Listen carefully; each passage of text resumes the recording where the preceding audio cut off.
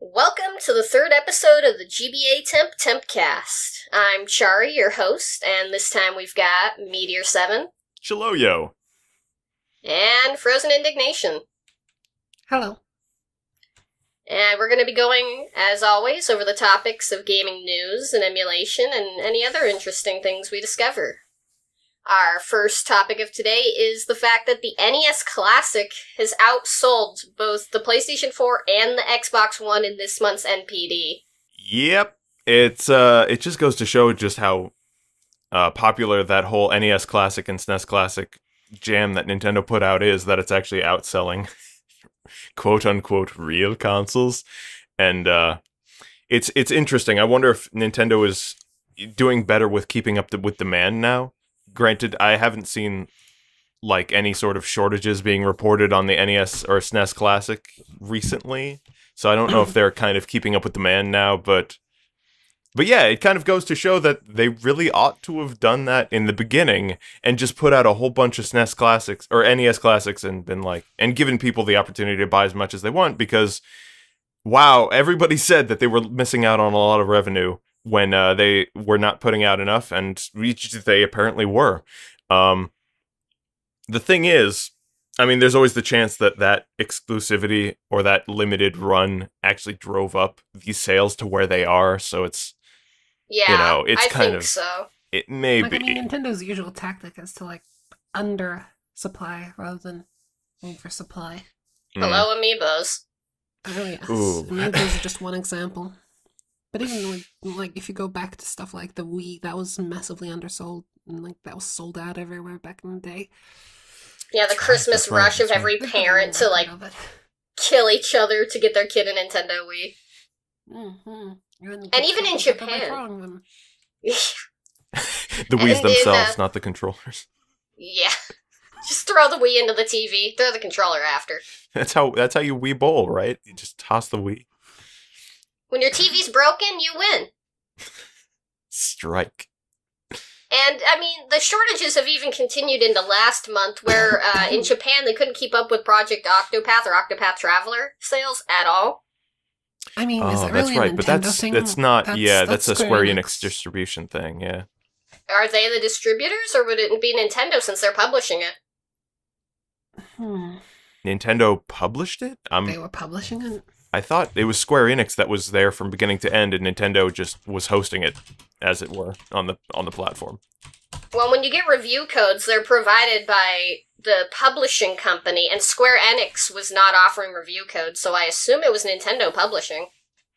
Oh. Interesting. But, yeah, I mean, the NES Classic, of all things, not the SNES Classic, which I don't think they mentioned the sales on that one, but the fact that one just had such a resurgence that it's selling all current consoles. And the funny thing is this is the first time in 23 years that the Nintendo Entertainment System has popped up on the NPD.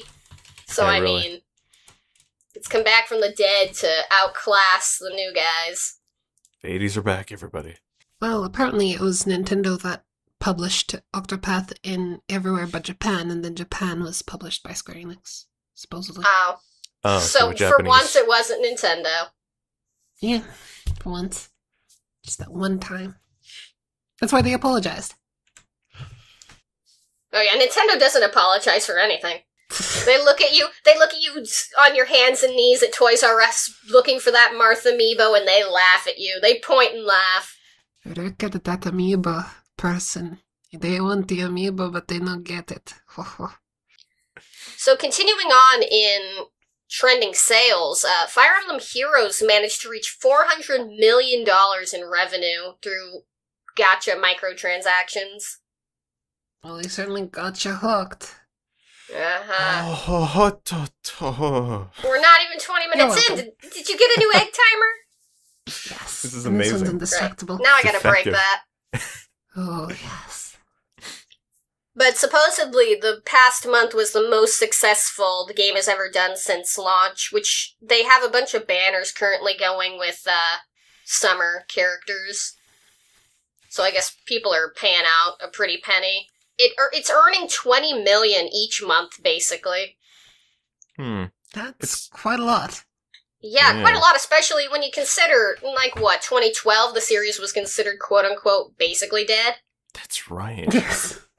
It's so hard to look back on that and remember that, because WoW is Fire Emblem pretty much not that. Yeah, it was dying before Awakening, and then Awakening happened, and everyone was like, oh, you know what, we like this. Me too, frankly. But in terms Power of waifus. Yeah, really, wow. I mean, the game's appeal for me was not in the waifus, but it's interesting that in terms of Fire Emblem Heroes in particular, because I don't know, when I tried it, because I am quite a big Fire Emblem fan, but when I tried it, when it first came out, it seemed very kind of simplistic and boiled down, and so it kind of didn't hold my attention. Like, it wasn't bad by any means, it was still Fire Emblem, just like... it's like the WarioWare of Fire Emblem, I think. Like, you get tiny little micro games where you get micro instances of few decisions made, and then you did it. And I was like, well, that's neat, but it didn't really hook me. But apparently it's got its claws in a bunch of people, and I'm wondering, Chary.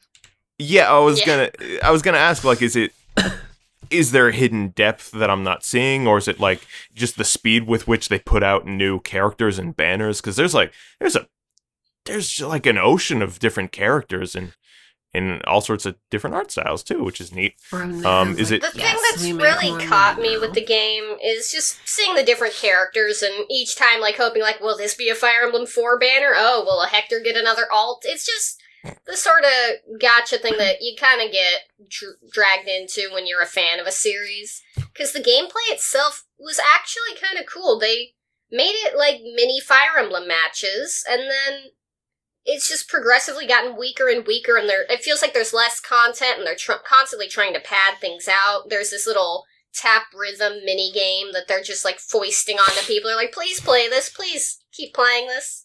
It's kind of cute that they did like a mini theatron. Yeah, I do like it, but it's outstayed its welcome, I think, because it's just a non-stop, never-ending event. Whoa. I mean, if they're going to create a new mechanic, they're probably going to want to keep it. Yeah. I mean, it's a little bit surprising to see that it makes $20 million a month, because I feel like that's just crazy. That's but at the same time, yeah. Like it really cements Fire Emblem as like one of Nintendo's major franchises, which is certainly a twist.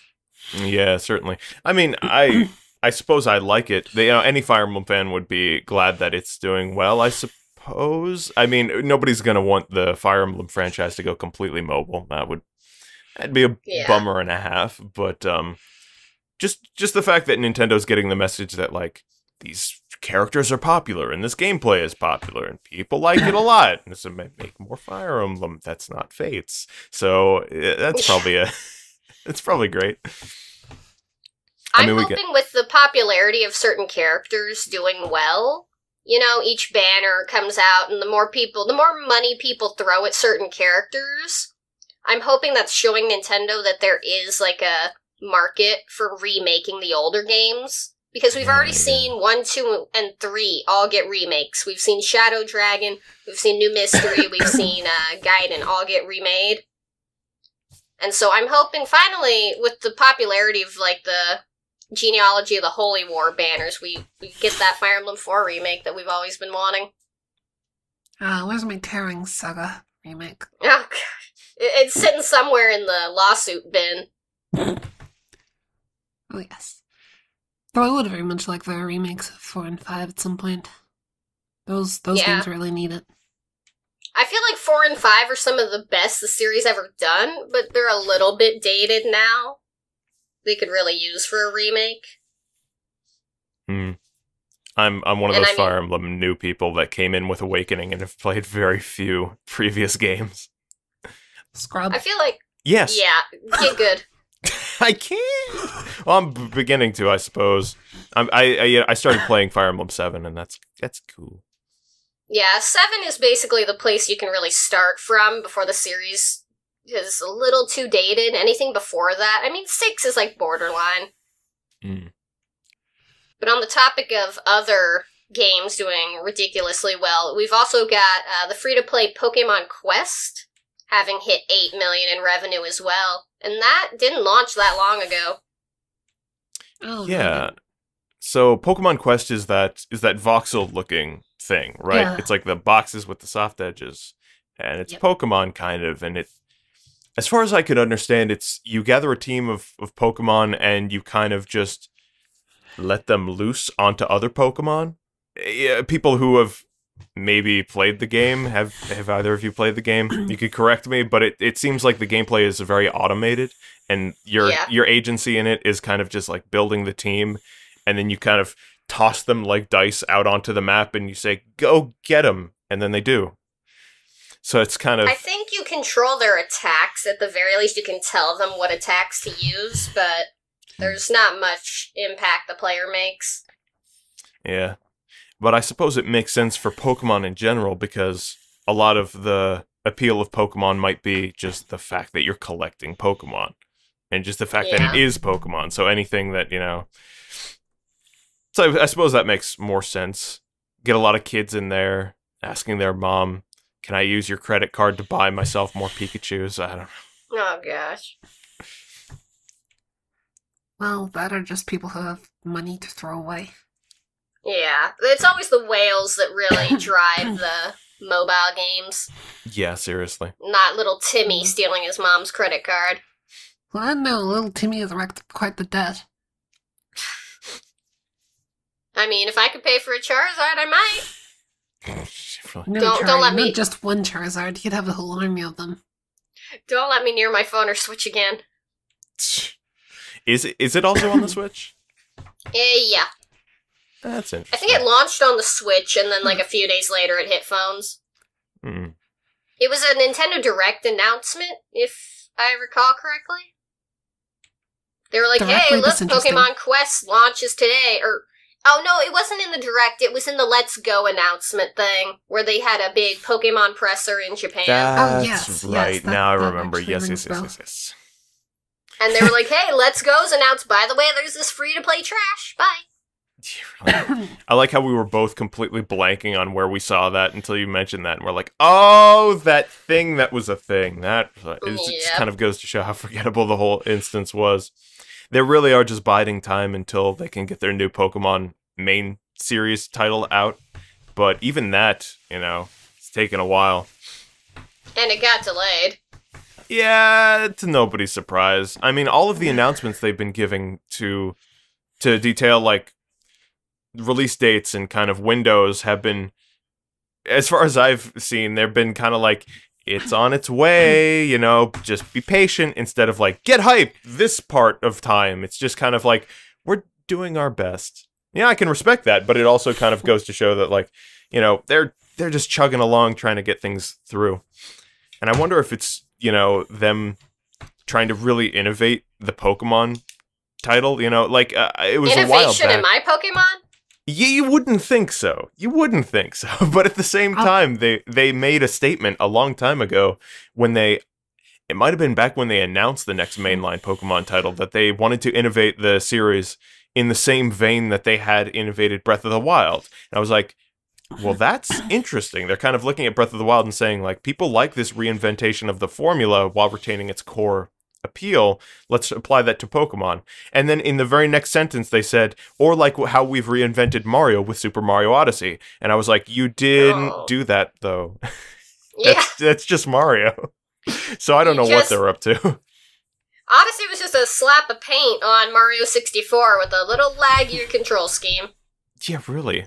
He's got more motion easing than Super Mario 64. I like to think of it as Mario 64 that ain't Mario Party. Honestly.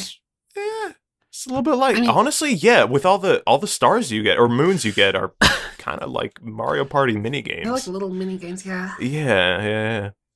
Hey guys, what's that rumbling? Is that a pitchfork? Okay. I mean, here's the thing with Mario Odyssey. The only thing I remember of its music is the whole Get the Moon theme. It's like, da-da-da-da-da-da, which I suppose tells you how I even forgot that. There was a desert level.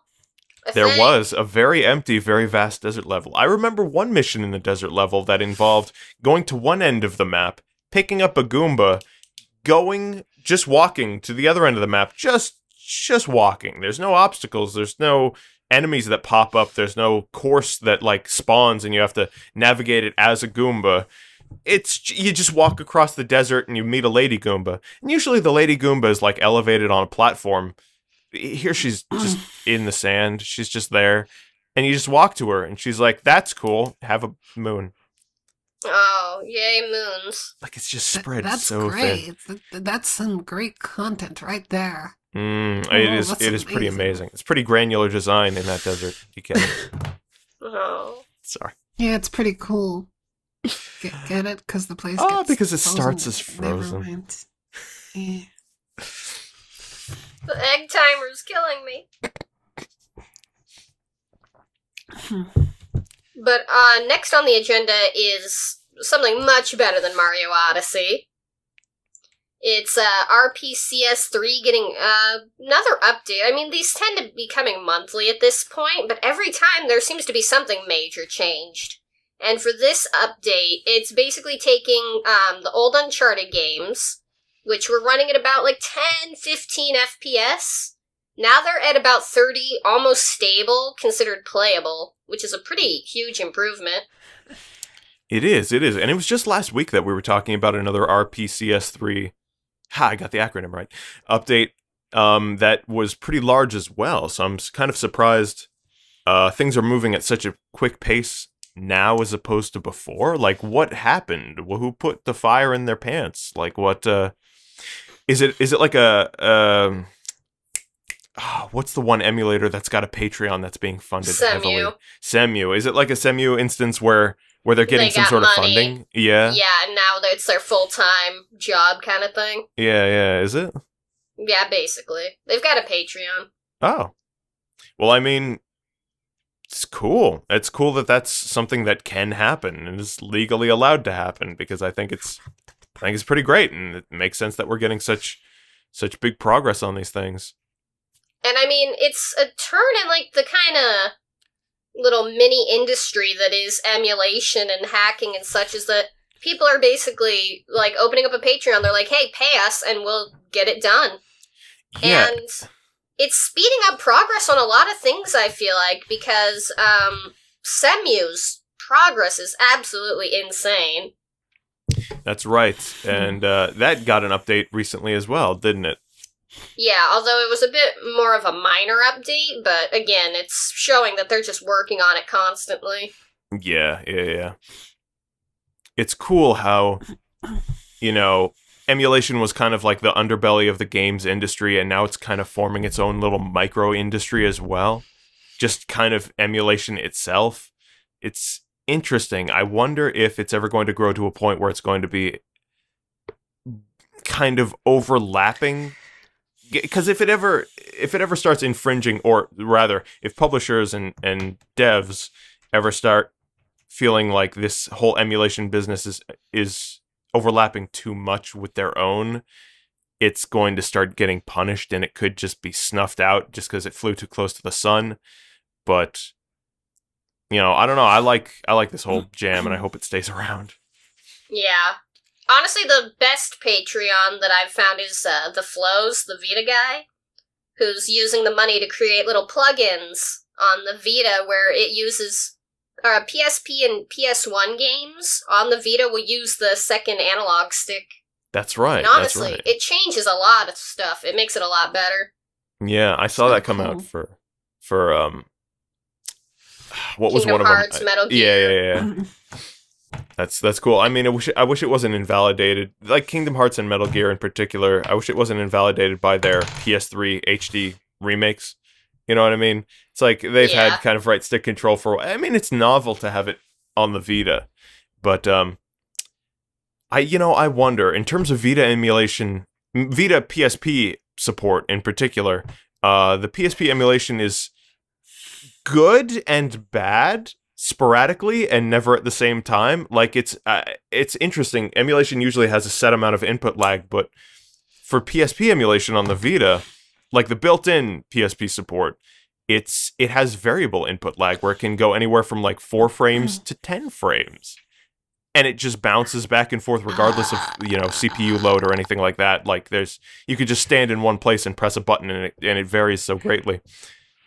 I wonder if that's been addressed at all. I haven't really seen it go around the information, and I don't know. It was a long time a long time ago rather. I tested that, so I wonder if that's been improved at all. Then again, it is Sony's built-in emulation, so I don't know if hackers can actually touch that. Yeah, it's kind of just a prepackaged, pre-baked smorgasbord of But I don't know. I've rambled. I've digressed way too much. It's what I do. So speaking of other emulators, there's something with Dolphin where it was taken off the Google Play Store officially, and the only way you could get it prior to this was sideloading the APK on your device. But now it's been restored, and it's actually on the Google Play Store, and you can just grab it, and you can put it on your phone, and it'll auto-update and everything. It's interesting that Dolphin, of all things, is on the phone. Like, I wouldn't have guessed that phones would have the kind of power to run GameCube games well, or even Wii games. Like, Dolphin does Wii as well, so it's... Like, how does that... You're about 2 years behind. What's that? 2 You're about 2 or 4 years behind, because, like, it's been running for a while now. Decently. And really well, yeah? Yeah. Well, not, like, incredibly well, but, like, decently in playable state, just like the PPSSPP emulator.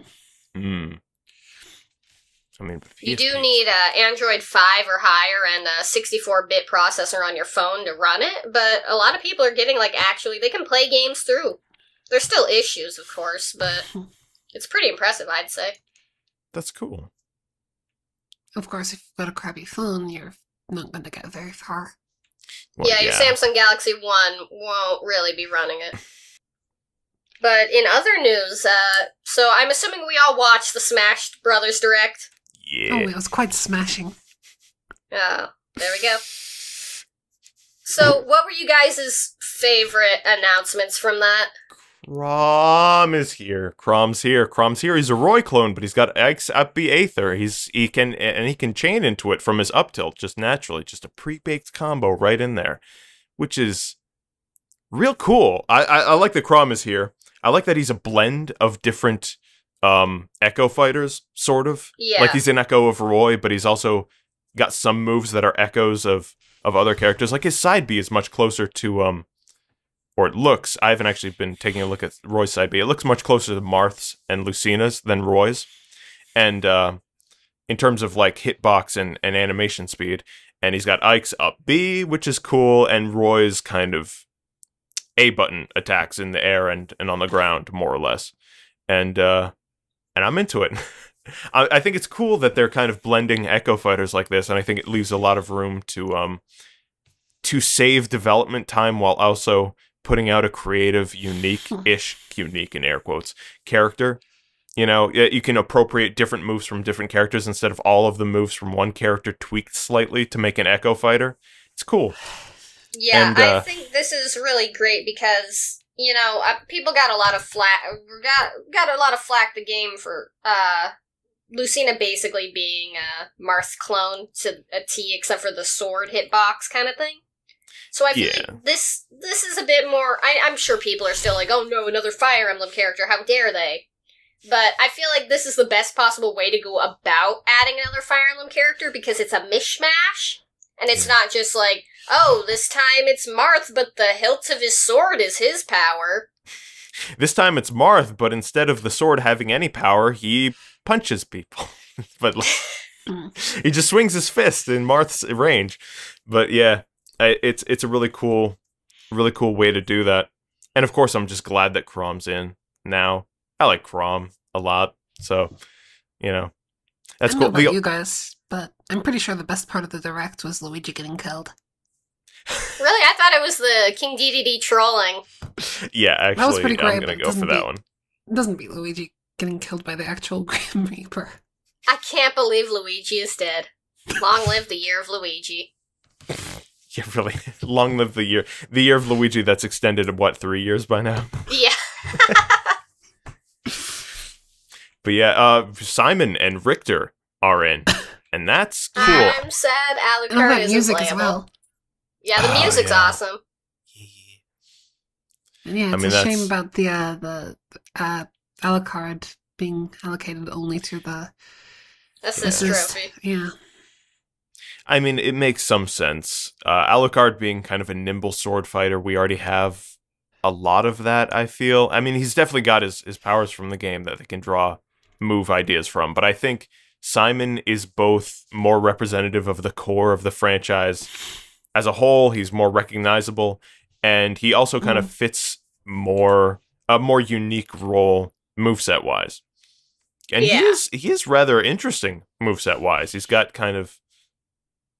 his items, which are kind of normal, I suppose, but then he's got that dashing ground thing move that behaves differently in the air. It's like a pseudo warlock kick in the air, but it's also like a leg sweep / launch in the ground. Like he launches himself off the ground.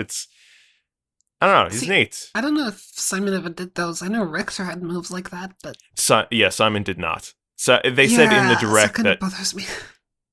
I know they addressed that in the direct actually, because I think it was like they kind of anticipated it bothering people because they're like, Simon gets a lot of his moveset actually from the games Richter is in, so who's an echo fighter of whom? Who could say? So yeah, they kind of addressed that. But yeah, most of those moves, his dashing attack where he spins the chain, is Richter's. His uppercut and the sweep are both Richter's. Yeah. On the other hand, him taking out the whip and doing the twirly thing, that's his own. Yeah, that is his own. That's Castlevania fur. Yeah, and I don't think Richter ever had that. I don't believe he did, no. Or did he? I mean... I'm trying to think back to Symphony of the Night, and No. Did he not? I don't think he did. Okay. He was just the straight whipping kind. Hmm. Although, honestly, what I'm really looking forward to is just the music of the whole Castlevania game. Just 'cause, like, those are pretty amazing. That has a Thanks, killer Konami. soundtrack. They also said that in the direct. They were just like, our musical team was ecstatic to be able to work with all these songs. I'm just like, yeah, I can imagine so. Unlike Square Enix, who was like, okay, you can have Cloud in this one track. Bye. Yeah, you get one Final Fantasy VII battle theme. We'll take our millions of dollars now. Okay. But yeah, I like the way Simon game is so stacked. Yeah, it is. Oh, it's so cool looking. I want it so bad, and its roster isn't even like fully revealed yet. It seems. I know. I mean, we're in August. It's coming out in December. There's no way they've revealed the entirety of their roster yet. So that's interesting. And it's cool because when they made the original direct and they were like, don't expect a lot of characters, newcomers, because we put in everybody from every game ever. So I took that to mean like, okay, maybe we get one or two newcomers that haven't been shown, but maybe that's it. Or maybe not even that. Maybe they've shown everything that they have to offer, and I'm like, you know what, that's okay with me. And then they give out these, and then it's not even done yet. So I don't know. I'm a giddy Sammy. I love the fact that they're taking the poster where it's like it keeps throwing in new characters in the poster, but they're moving them around each time. So you can't even rely on the blank space to be like, oh, they've got enough blank space for 5 new characters, because you don't know. Yeah, it would be a real troll move that I would not unexpect. I would expect Sakurai. Jesus, double negative. I would expect Sakurai to do after the King K rule troll if the poster gets filled up at some point and everyone's like, whoa, there's no way they can add more, and then small offshoots, little branches start appearing in the picture of new characters. Not even the aspect just gets zoomed out, just branches where new characters just stop popping up and people just go, oh, all right, I guess he's just doing whatever. I'm expecting, if they're gonna have one big reveal in, November of, their final party member, and it's gonna be, the poster's so full, and then he just bursts through the poster or something. Just, some sort of troll thing to just, shock people, because I feel like they've got something up their sleeves to really stun people, because that's usually what Smash Bros. Does. Absolutely, yeah. I mean, I bet they're saving their most shocking reveals or most hype reveals for towards release, because it would make sense for them to do that. I wonder, because their policy with Smash 4 was that they were not saving anything as DLC. Like, if there's anything they were working on that was implementable, they were pushing it out with release, and they were withholding nothing for DLC. And they made a point of doing that, announcing it to us deliberately, like as part of the marketing. And I think I respected the heck out of that, so I think maybe they would be doing the same thing here. Sakurai seems like a kind of fairly principled dude, especially when it comes to his attitude on leaks. He's, he kind of shows he's got a lot of integrity for what he's developing and how he wants it to be presented in particular. Yeah. So I don't know. I wouldn't expect that they are working on things currently or before launch that will be sold off as DLC, or they're planning things that, Although, to be fair, they may take their previous popularity contest and be like, all right, we probably want to develop these guys as DLC. But what were you going to say? Well, here's the thing. If they're going to get, like, characters from, like, different people's properties, maybe some of those people want, like, compensation. Like, there's the rumor going around that one of the DLC characters will be Goku for some stupid reason. Just because people want Goku. I suppose it would be DLC only to pay for the licensing of it. That kind of thing. Although you've got so many characters, so many different properties in one game. It's like covering all the royalties is like using other people's characters. Right. Yeah. It's gonna add up. I do wonder if they will take Goku in. I know it's heavily rumored, and one of them is at least a semi-reputable source. But at the same time, I don't know, because everything's been from a game series, hasn't it? Because Goku's from a manga or an anime, rather. I know he's in games, but that's not, like, his origin. Yeah. Well, I mean, as long as it's in a game, I suppose it's not cheating, is it? Yeah, I mean, there have been so many DBZ games. I wonder. But the thing is, it was actually the IMDb page that listed Sean Schimmel as the voice actor for Goku in Smash or something like that. Yeah, Lucario and Goku.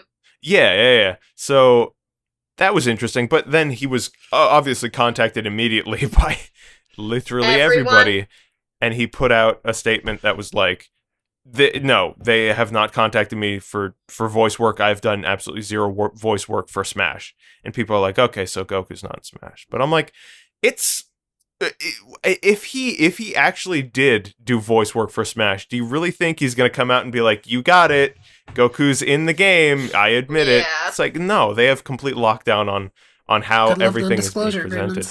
Yeah. So I don't think his refusal tells us anything at all.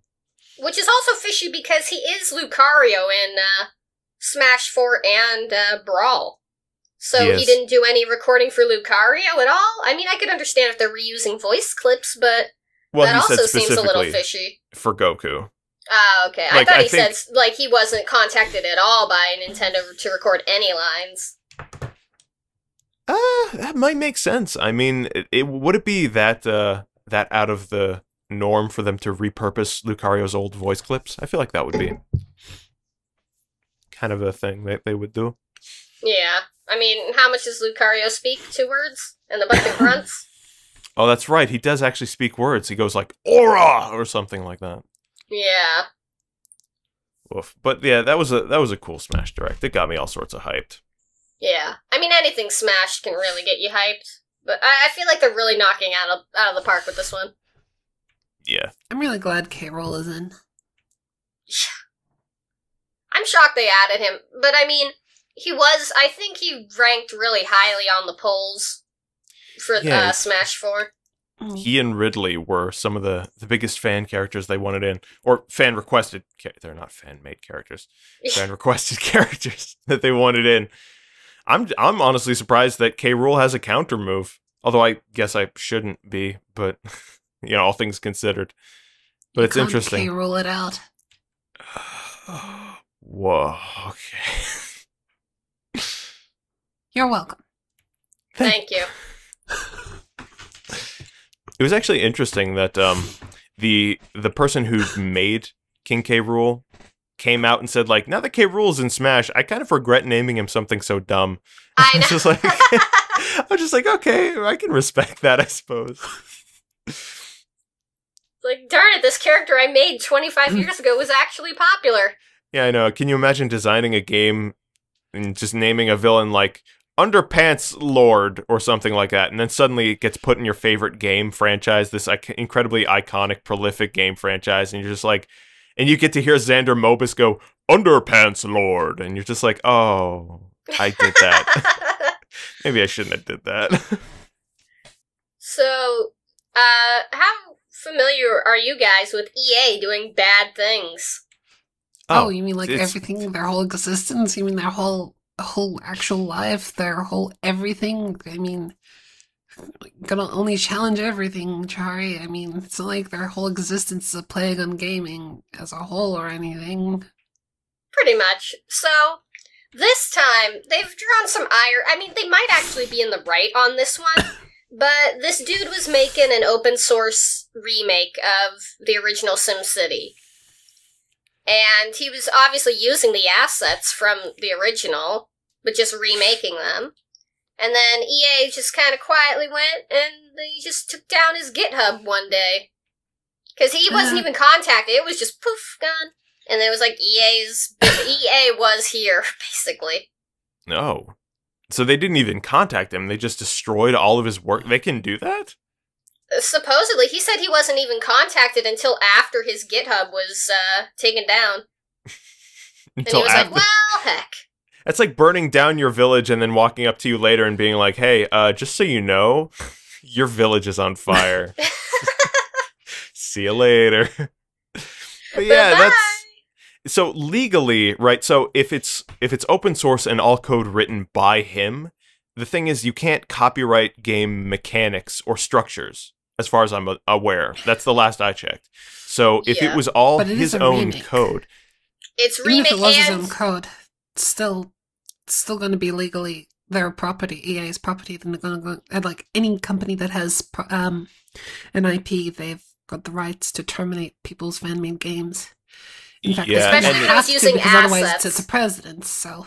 Yeah, there's a lot even of ignoring the assets, even if it was completely open source, made completely up from scratch, as long as it's a remake and they're using that IP, then that still belongs to the IP holder. So they legally have to shut it down sooner or later, even if they really want that thing to stay up, like was the case with the remake of PT back when. Right, PC. right. Which spurred Konami to make great games again. Great pachinko machines. So they claim. Yeah. I mean... I don't know. It may be just them just trying to soften the blow. They're like, you inspired us to make true games again. You're a wonder to us. And then they just bugger it off. As he's got like a screwdriver tweaking a pachinko machine. Yeah, really. But basically them removing it and then saying the thing, that seems a bit... dirty. A bit wrong. Inconsiderate, disrespectful a bit. It's typical EA. Yeah, oh yeah. Well, and their reasoning was that it wasn't anything due to the code or anything. It was just simply because you can still legally buy SimCity. Well, they are using their IP and their artistic assets, is what I was going to say. Like, so they don't have the right to take down the code per se, but it is their IP. It's named SimCity. That's their property, and it's also using their artistic assets. So like they have copyright over those as well. So that's more than enough right to actually act on it. And again, like Luna said, it's actually a requirement just as a means of preventing things in the future and kind of establishing precedent and saying, because anything you do can be taken as past precedent later and be like, oh, why are you taking down this fan-made project when this other one got away with the same thing? It's like, oh, well, now we have to try and I like to think the best people who the best companies are the ones who let the project be finished and then issue a takedown notice. Oh my god, Pokemon Uranium. Yeah. Did that actually get finished? I think both it and Pokemon Prism were like beta version 0.099999. Because I think both of them are feature complete. They were just released and then when the next patch was coming out, Nintendo was like, hey, no, bad. Stop that. Because at least if it's fully finished, people can leak the file and they really can't do anything about it. Yeah. Right, yeah. While still having to do the legal thing of actually setting the precedence of protecting their IP. So. And someone's still out there adding updates to another Metroid 2 remake, even though I was about to say, yeah. Like, yeah. I like that. That's cool. I still haven't tried that game. I need to, though. Still better than the one Nintendo did. Oh, way better.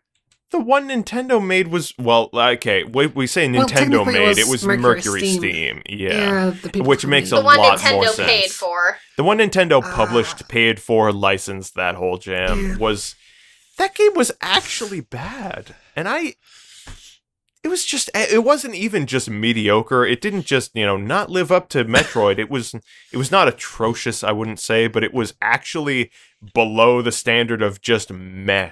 Like, it actually, at its best, I was like, all right.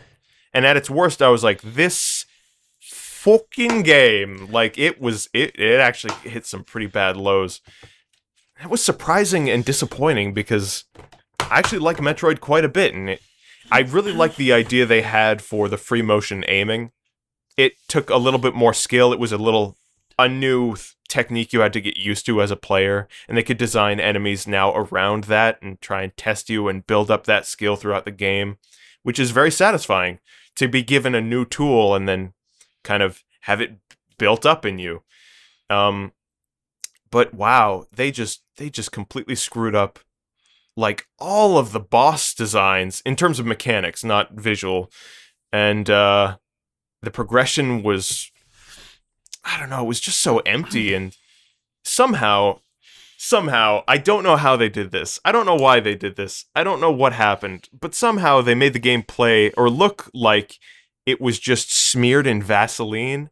Like, they built in ghosting into the image somehow, and also it runs at 30 FPS, which was unpleasant on its own, but like both the screen was blurry. It was like too anti-aliased rather, and it also had this weird ghosting to it. And I don't know if it was supposed to evoke some sort of atmosphere they were going for in the game, like it was an artistic choice, but it made it very hard to look at.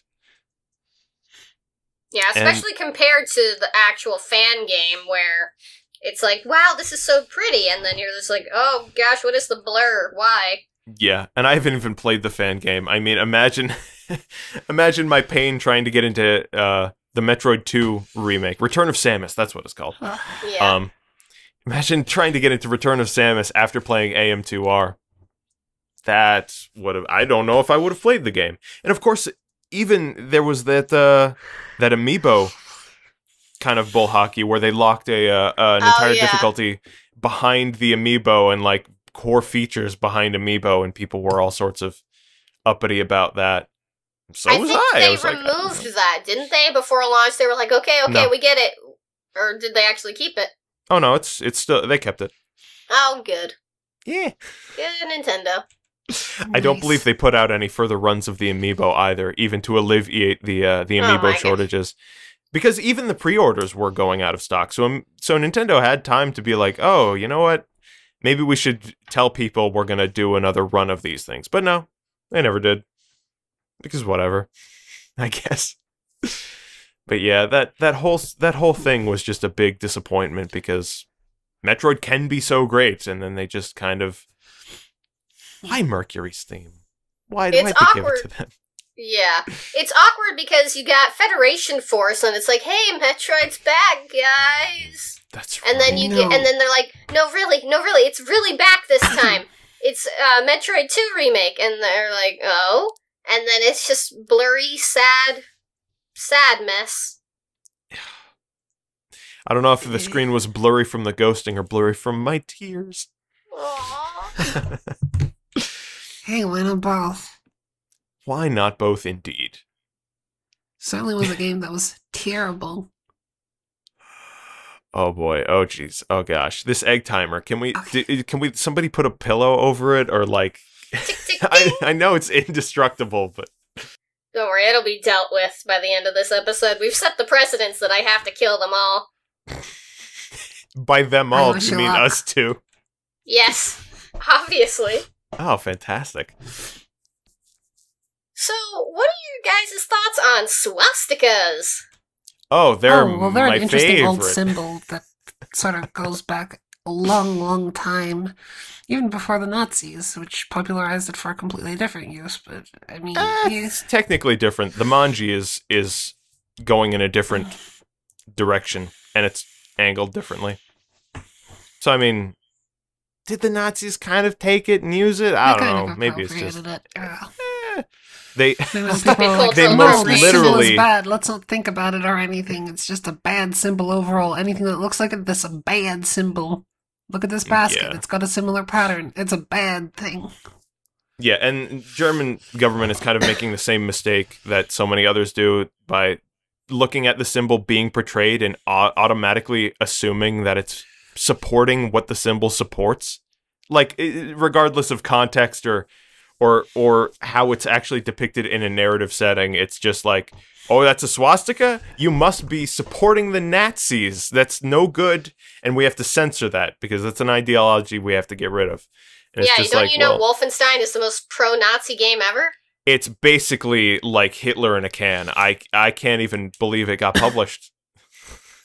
So basically, the short of things is that Germany's USK is actually going to be like, wait, maybe swastikas in games aren't actually Nazi propaganda.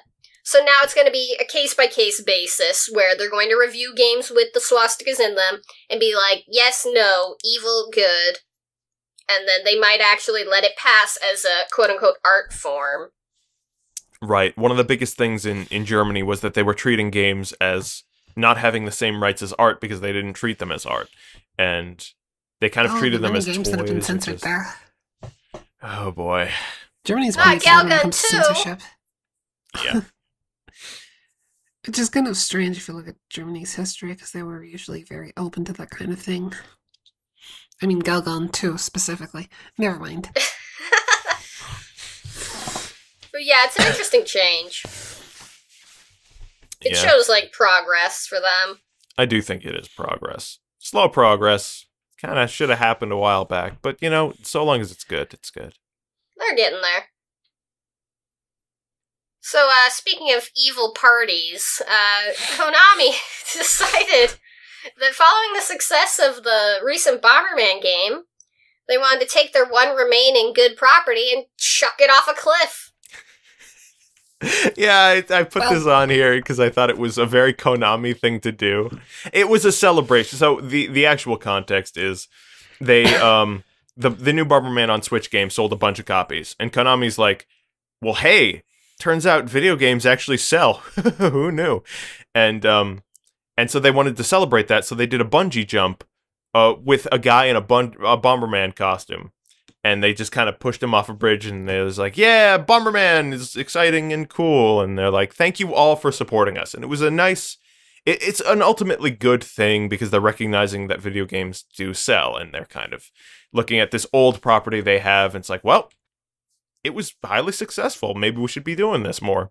And it was their way of letting everyone else know that they realized that as well. Like, them announcing that they sold this many copies isn't just about them realizing they sold this many copies. It's about them wanting to let everyone else know that they sold the... You know what I'm trying to say? They're trying to acknowledge the popularity.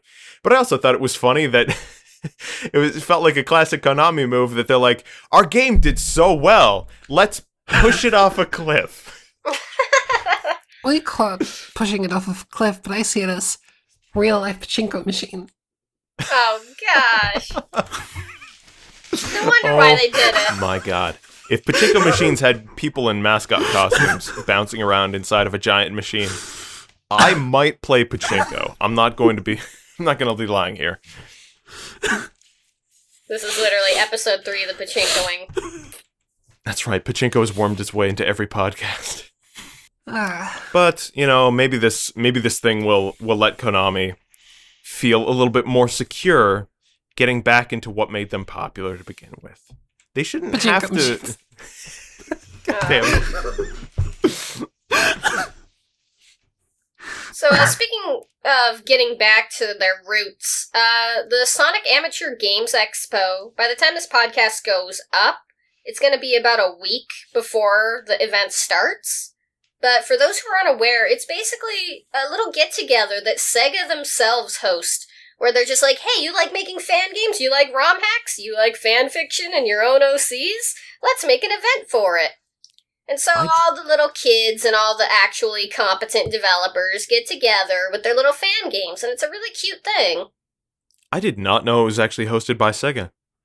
I'm not surprised. They endorse it. Yeah, because Sega's been very, very supportive of all sorts of fan content and fan-made games, which they really don't have room not to be.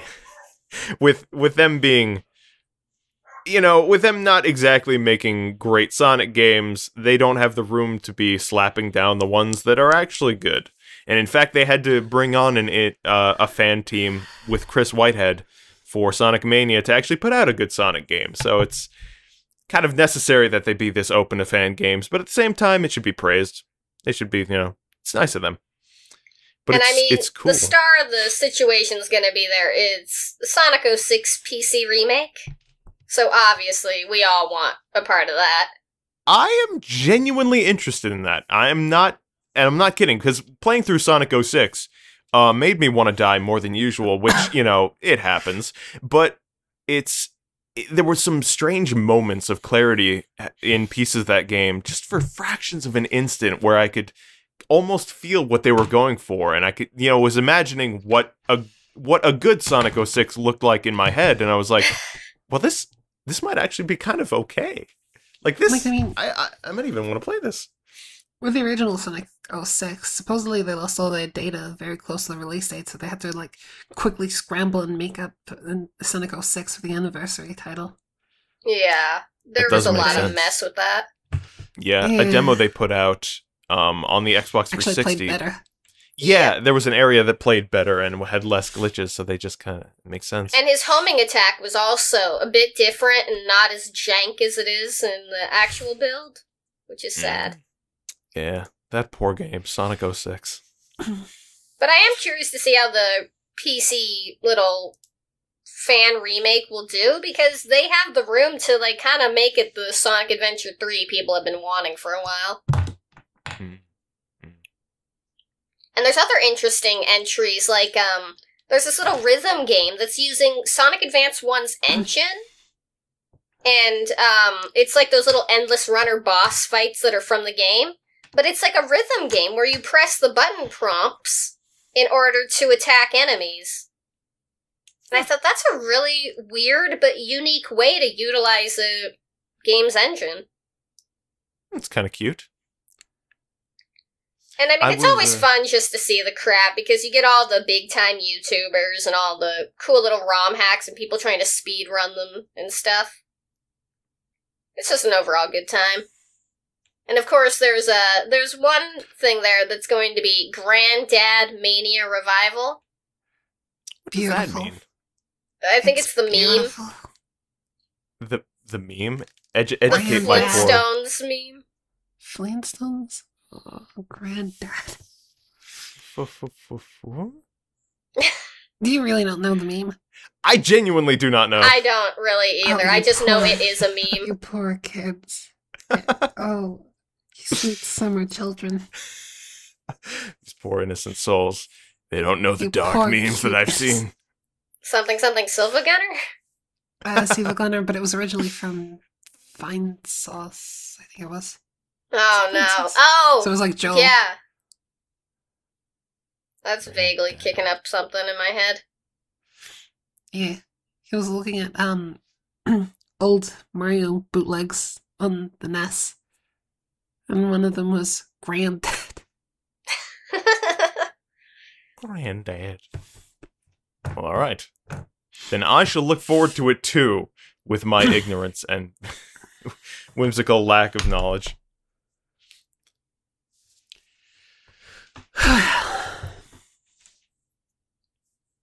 I'm not really sure how to... So how about that timeline in Zelda Breath of the Wild? You did it smooth. How'd you do that? That's amazing. You're welcome. Yeah. So apparently they put Breath of the Wild on the official timeline, and to nobody's surprise, it's at the very end because that's kind of integral to the whole plot of that game. But what people didn't expect is that Link's Awakening got placed before the Oracle games now. So now we don't have that ambiguity of Link being lost in the ocean and probably dying, which I thought was kind of, I want to say neat. Yeah, it was dark. I want to say kind of neat, but I don't mean to say like, yeah, let's kill Link. I mean that, it's kind of a nice, realistic sort of end to something like that. This idea that a hero can go through an epic journey and meet a very mundane end. Not tragic, not triumphant, just death. I think it's kind of a nice little statement on what death is, but then they kind of retcon that, and so Link gets lost at sea, and then Oracle games. Boop, boop, ba-doo. So, but other than that, I don't think it changes much. And what the devs said in the interview when they were asking why they did this, or like kind of addressing what they were doing here, they were just like, well, the truth of the matter is we kind of just make it up as we go. And they didn't say it like that, I'm paraphrasing, but they said essentially that. They said something to the effect of, a lot of times as we create more Zelda games, we sometimes think about how it'll fit in the timeline, but oftentimes we kind of just make the game and then think retroactively how that affects the timeline and then just restructure things there. They basically retcon things. And they said it, with a laugh and a smirk. They were just like, sometimes we just kind of have to rewrite things and see how it works. And I'm like, well, I guess that's fine with me. They've pretty much explicitly stated they're all into retconning, so what the Zelda timeline is kind of just nebulous as it is. It's mostly just for fun. Yeah, at this point. Does anyone actually take the timeline seriously? Because they're so, the only one that really has any connection is Ocarina of Time and Majora's Mask. It's not a game series that really prides itself on a timeline. It's basically something that fans were trying to piece together for fun and game theories.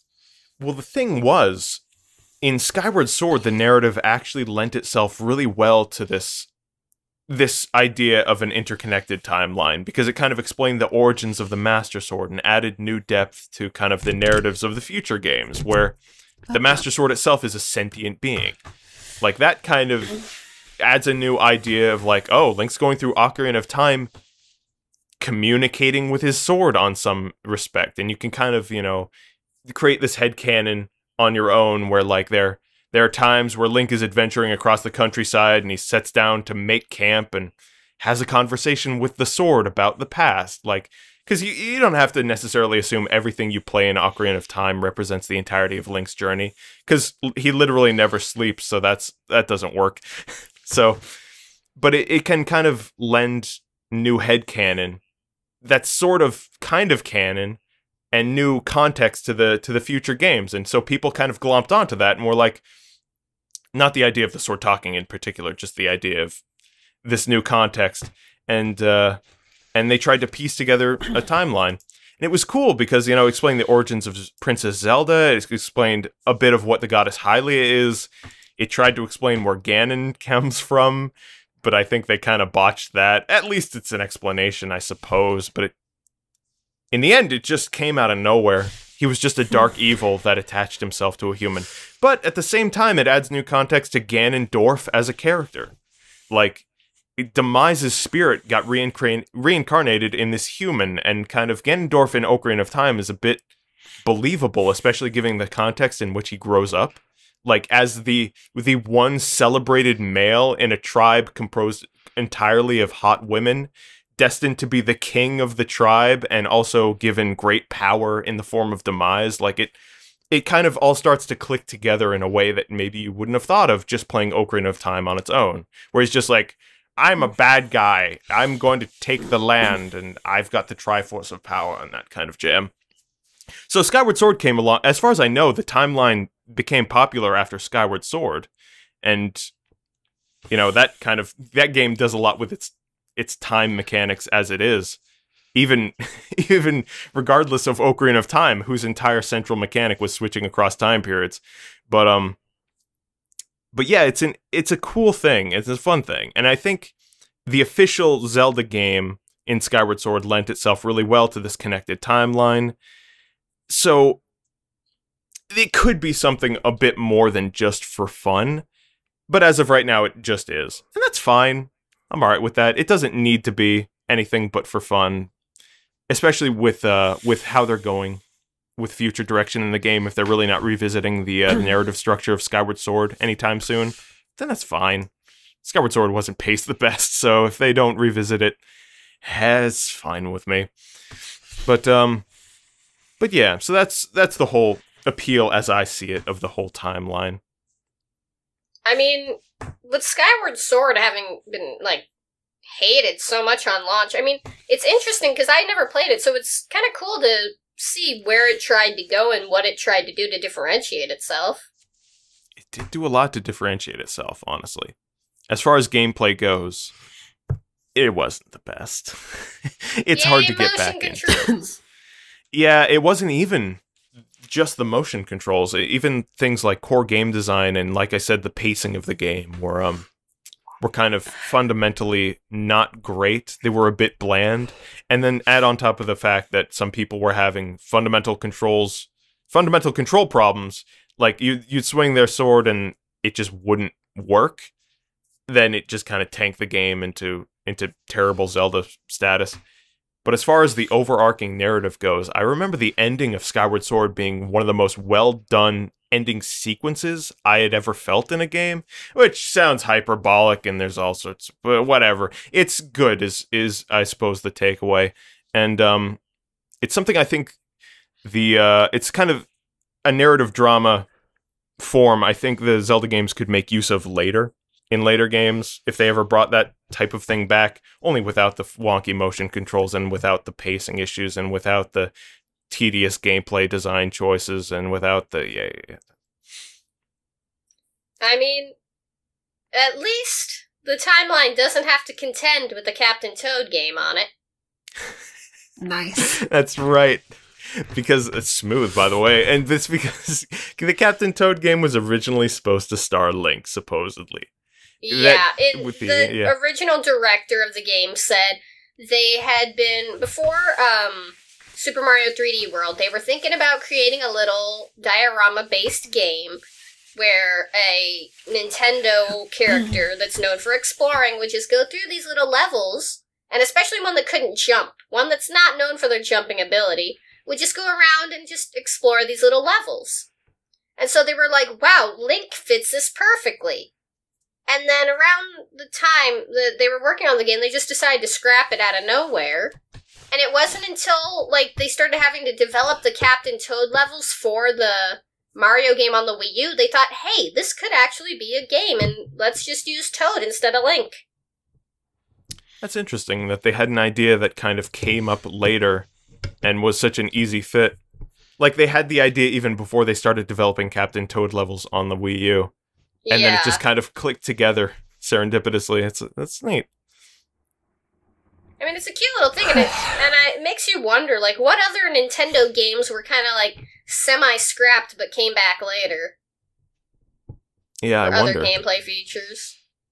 We definitely see that happening quite a bit, even as early as the NES when, for the first Super Mario Brothers, they had the concept of Mario riding a dinosaur called Yoshi.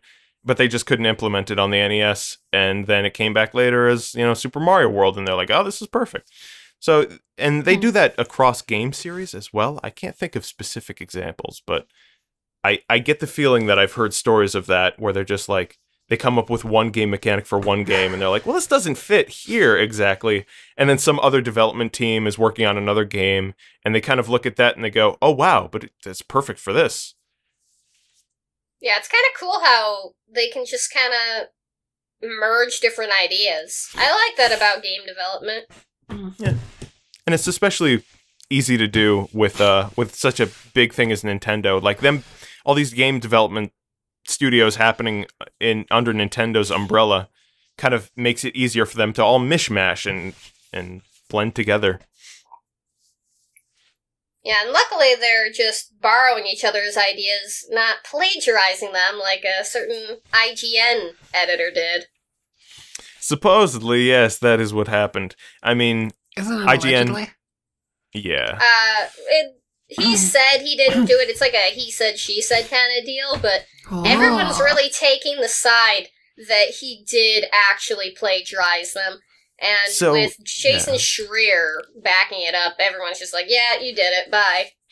Well, there's actually a lot to be said about that, because Yeah. IGN acknowledges that it was plagiarism and that they are taking it down. Like, they didn't call it that straight out, but they also didn't shy away from that. That's what they were implying. And they said it's basically an unacceptable thing. That's why we're taking it down. We apologize to all of our readers who expect better from us. We expect better from us, yada, yada.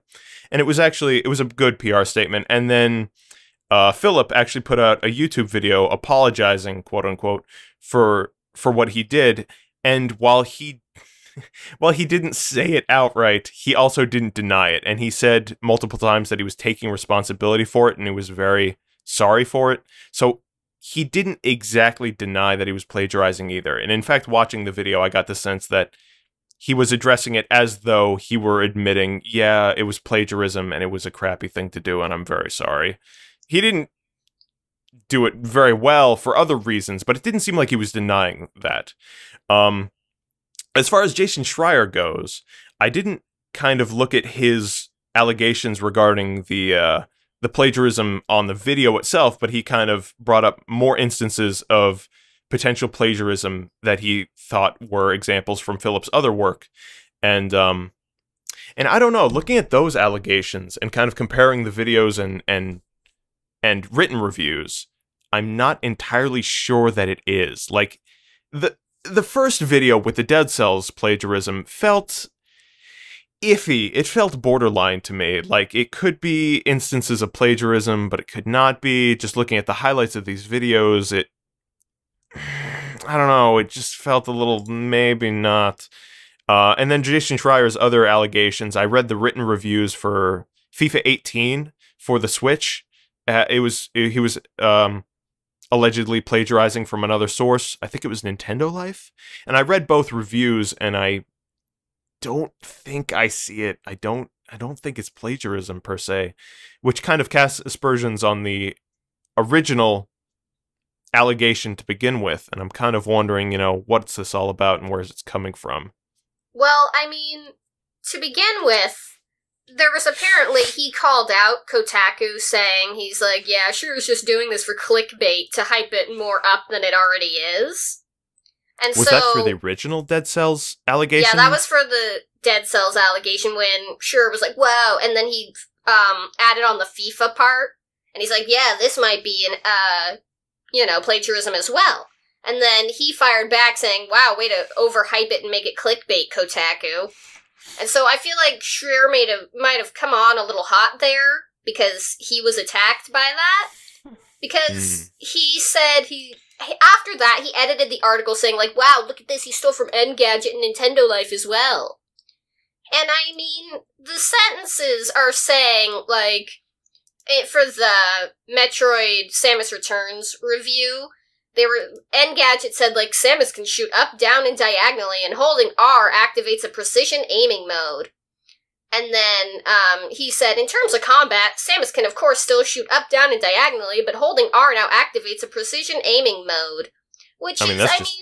That's just a fact of the game. Like, yeah, he's just describing the gameplay. And I mean, when you're a reviewer, because I've done a lot of game reviews, sometimes you just have to describe a mode, and it's very, like, cut and dry sometimes. You can't really word certain gameplay elements very differently, because, I mean, yeah, you do aim up, down, left, right, and diagonally. That's just part of the game.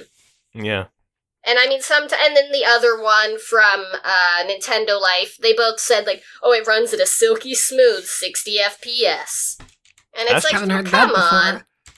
Yeah, really. See all the launch reviews of Salt and Sanctuary on the Switch. Yeah. So, I mean, I think the way he treated the Dead Cells response was that he did act like he did it, which opens up the fact that he could have plagiarized more, because if you've plagiarized one, you might have plagiarized other things. But the things that he's being called out on aren't really major issues. Yeah. And the sad thing is that though if he has or hasn't, he's now terminated from IGN as far as I'm aware. But the past two people to have that same role that he did at IGN went on to work at Nintendo. So, I mean, that was a golden goose job that he kind of had die on him. Yeah. It's interesting, too. Like, the fact that he ended up apologizing for the alleged plagiarism doesn't necessarily mean that that's exactly what he did. It could just be pressure from the public of that. Just the public view of plagiarism. If you stay silent and kind of defend your position, even if, if you think the world will not be swayed, it's just an easier way to just kind of apologize, even if you didn't necessarily do something crazy wrong. Could also like, I be remember part of a severance package. That's true. Yeah. So I don't know what's going on there. It could be anything. And I mean, it's still unraveling as we go. I'm sure that we'll just keep hearing little bits and pieces from here on out about it in the future. So I assume we've all been enjoying Monster Hunter. Monster Hunter World. Yeah, it's a pretty bad port, honestly. It's a real bad port. So let's. I mean, we've had a bit of a smattering of a breadth of experiences between the three of us. Chary, yours is not working 1 out of 7 times, and the one or 6 out of 7 times, and the 1 out of 7 times you can actually get it to boot. It just crashes on boot or something like that. Yeah, basically. So I go to Steam, I redeem the code, I downloaded the game, and I was like, heck yeah, Monster Hunter. So I hit the play button, and it's like, error not found. And I was like, So I'm like, okay. And so I hit it, and then it loads to a black screen, and then it gives me, like, error, not received, something. And I'm like, oh. And then I hit play one more time, and it's like, RAM issue, allocation error. And then it froze on the Capcom logo and crashed. And so I was like, alright, maybe I need to kind of verify my game files. So I did that through Steam, and it's like, everything's fine. And so I go and play it again, and I keep getting the error over and over, and so I'm just constantly hitting the play button thinking, I'm gonna make you work, game. And so after, like, the 15th time of hitting play and having the game crash, suddenly it just boots to the main menu, and I'm like, holy crap, it actually worked. And so that's what I have to do every time to play the game. Like, the first 10 times I hit play on Steam, it'll just crash no matter what. I've changed settings, I've changed the INI file, I've tried everything. But no matter what I do, it just crashes, and I just have to live with the fact that I gotta get it to crash a bunch of times, and then I'll luck out, and it'll work. Nice. Amazing. For myself, I can get it to work. I can get it to launch every time, but the problem is it will randomly crash my graphics device. So I get the error 12 just sporadically, and it can often happen in the middle of a mission. Like, it happens frequently enough that I can go for a long time without completing a single mission before it just ends its own life in absolute agony. And there was one mission I tried 4 times, and it crashed 4 times in the final moments of the boss being beaten. In fact, at one point, I actually succeeded in beating the monster. Luna, you were there. And I was watching the cutscene afterward, and I was like, hooray, I have the materials now. And the cutscene crashed, and I lost the entirety of the fight. It was an epic fight, though. Very much fun. We had like 4 people in total. Myself, Luna, and 2 others, 2 randos that answered my SOS call. And it was one of the highlights of that game, and I was like, wow, that was just a really fun fight. And then it all just went down the drain. So Monster Hunter World, for me, fun game. I really wish it worked. That'd be nice. So what have your experiences been, Frozen? Well, occasionally it crashes when it launches, but way less than you. When I've had it in full screen, it's crashed each time I alt-tabbed. With like a allocation error, I think it was. Otherwise, it's been playing semi-smoothly, give or take the specs being, well, running really poorly in FPS, but I really can't complain because out of all of us, I've got it the most stable. Which is sad because I think I have the strongest PC among us. Yeah, really. You do, yes. I've got a weaker CPU than you. Otherwise, Yeah, we've I've got the a same GPU. 1070. Yeah. Yeah. No. And I've got a 780 Ti, which is Oh gosh. very out of date, but I can say that I do get 60 FPS when I turn all the settings down to low and everything off. My texture resolution isn't minimum, it's at like 512, but it's not good looking. But I do get a solid 60 FPS. I mean, I had to roll back the NVIDIA driver. So That's an issue. Yeah, the newest NVIDIA driver has issues with the game, and you can get something like 10 to 15 FPS on average. I saw being reported, but just by rolling back the driver. And I actually had to do that. I know, right? Yeah. I actually had to do that to get past one instance of my graphics device crashing every time. So there was at one specific point in the game that it just had a consistent crash. It just would, I could never get through this one story mission. It was actually just the second mission of the game, which was frustrating. But rolling back the graphics device actually solved that. And on Steam's help page for the Error 12, their only recommendation is update your graphics driver. And I'm like, no, don't do that. If you're getting Error 12 crash, one of the solutions may be to use an outdated graphics driver. So it's a huge mess. But if you actually go to their Steam support page where they troubleshoot everything, there is a CVS grocery list of errors that you can get and attempted fixes. One of which is just like, turn your computer off and on again. I'm just like, all right, they don't. Like, they clearly don't know what they're doing here. It is quite a messy thing. Your average IT department. So the port is so terrible that they've entirely banned it in China to protect the masses. Well, that's not necessarily true. It could be a potential reason, but there are other things going on with Monster Hunter World with the banned enemy game, which is China's store. One of the suspected things is, well, of course, the whole port thing, which, I mean, that's kind of why we brought that up, our experiences. But another reason could be just with the way they're doing video games at the moment in China, because like recently they've changed regulators. Before it was China's State Administration of Radio and Television. Now that's gone to someone else. Yeah. So they've had sort of like a backup of like rating games and approving games since its inception in March of this year. So it could be the bad game thing, or it could be this regulation bureaucracy stuff getting in the way. We don't necessarily know. I'm going to be facetious and say it's protecting them from the bad part, but I'm almost certain that it would probably be the new regulations. Yes, at the very, I don't very, think very least, at the very least, people can get a refund there. Well, that's good. Yeah, so, I mean, I don't know if it's the conspiracy theorist in me, but this whole Green Man Gaming thing, I'm sure people are aware of the heavy discount that was available for pre-order of Monster Hunter World on Green Man Gaming. And I don't know where Green Man Gaming came from. I'd never heard of it before Monster Hunter. I don't know where it's going. I don't know who runs it. But now that the port has come out and turned out to be this absolute avalanche of just messiness, and many people are wanting a refund and saying, I regret buying it on Green Man Gaming for that discount because now there's no refund option.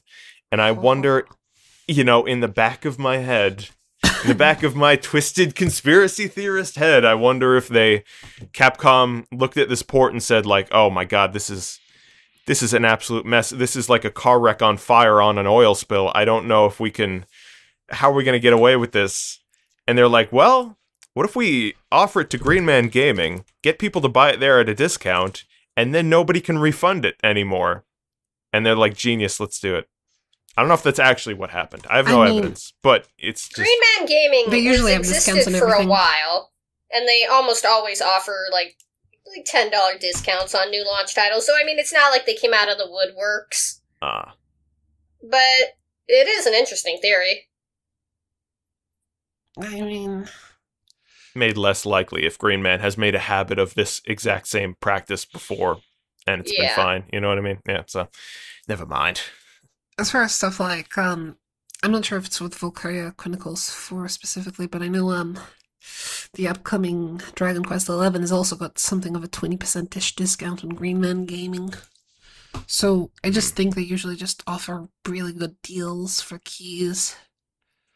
I mean, luckily, I got mine for free, so I don't have to refund anything. Oh, dang. And yours is the one that's working the least. Hooray. That's the karma. That's right. Curse your review copy. So, if you've been using your Switch, there's almost certain that you've had to install a micro SD at this point, whether you be playing legit or with the help of some add-ons. Cough, cough, dongle, cough, cough. Yeah, good old dongles. So, with the power of such games, you need something with the right branding to up your game, which is why hardware producer HyperX is going to be offering gaming micro SD cards. Now, sadly, it doesn't have RGB or anything flashy like all things with gaming should. How is it even gaming at that point? I mean, what a But it's got totally mediocre specs. It's got like a read speed of 100 Mbps. And a 64GB card will cost you $50 as opposed to like $14, which you can snag on Amazon for a SanDisk.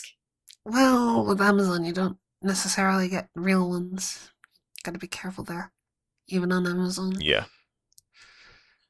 Newegg is typically pretty safe, and they give similar deals as well. But the point is, you can get a much cheaper SD card with similar specs that doesn't have the word gaming on it. And it's just better, and better price, same specs. The thing is, they did the same thing when the Switch came out, didn't they? They partnered. Yeah, was it a little after, I think. Didn't they do the same thing with the 3DS? Like, Nintendo was actually offering an SD card specifically for the 3DS, but it was, I don't remember the specs, but it basically had the same thing here. Like, it was much higher priced than anything else equivalent to it on the market. Only it had Nintendo logo on it, and that upped the price by $20 whole. It was, so it's nothing new, I suppose, but it's just, why? I don't really see anybody really falling for this one. Especially when it's not Nintendo. Like, I could understand, like, some people copying for a Nintendo-branded SD card, but this is HyperX. It's just gonna say gaming, HyperX, micro SD. And I feel like that's not gonna get as many people as other things would. I mean, it's got the gaming moniker, which obviously means it'll sell well. Oh, absolutely. Get some RGB and we'll talk. It's just an odd choice, I feel like. I mean, go for it, because, I mean, HyperX has proven, we've got some reviews of their products, they're pretty good on the whole, but I don't see a market for this at all. Yeah. Anyone searching for a micro SD card that's looking at specs at all is automatically too savvy to really fall for whatever this is. Yeah. Yeah. But speaking of people falling for things in stores, Discord's opening their own storefront soon. I think it's live if you have Nitro and you live in Canada. But soon Discord's going to kind of be their own little storefront akin to like Origin and Uplay and Steam. I did not know it was live anywhere. Yeah, it's for Canadians only for some reason with Nitro, and it's going to be rolling out officially later this year.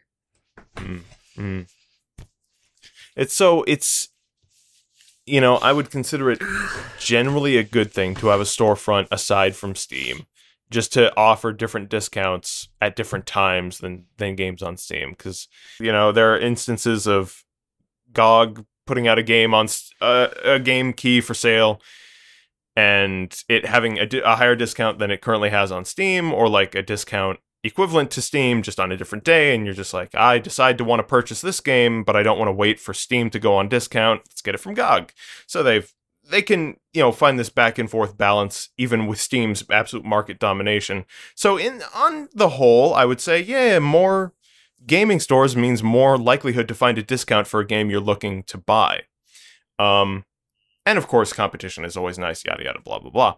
But as far as Discord goes, I'm not sure I would trust them to maintain your library of games over a infinite period of time, infinite quote unquote, over a long enough period of time to make it worth it. Like Steam is rooted. It is not going anywhere as far as I can tell.